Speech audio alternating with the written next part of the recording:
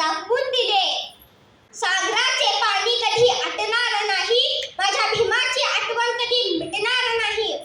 अरे एकच जन्म काय, हजारो जन्म घेतले तरी डॉक्टर बाबासाहेब आंबेडकरांचे उपकार कधीही फिटणार नहीं.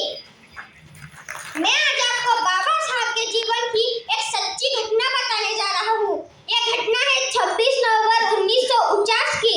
उस दिन बाबा साहब ने संविधान लिखकर पूरा किया था. बाबा साहब सोफे पर बैठे हुए थे. वो एक पल में हंस रहे थे और एक पल में रो रहे थे. उनके साथ शंकरानंद शास्त्री जी भी बैठे हुए थे.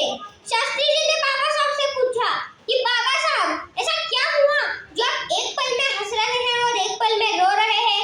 तो बाबा साहब ने कहा कि आज मैंने अपना संघर्ष पूरा किया है, अपने संघर्ष का सपना पूरा किया है और वो संघर्ष पूरा करते हुए मुझे जो कठिनाइयां महसूस हुई उन्हें याद करके मैं एक पल में हंस रहा हूँ और एक पल में रो रहा हूँ. शास्त्री जी, एक समय ऐसा भी था जब मेरा छोटा बेटा राजरत्न, जिसने अभी हल्का हल्का बोलना सीखा था, उसे बुखार हो गया. उसका बुखार दिन ब दिन बढ़ता ही चला गया. मेरे पास उसके लिए दवा लेने के पैसे नहीं थे. मैं एक दिन उसे गले लगाकर बैठा हुआ था. बुखार की वजह से कब उसकी मृत्यु हो गई मुझे पता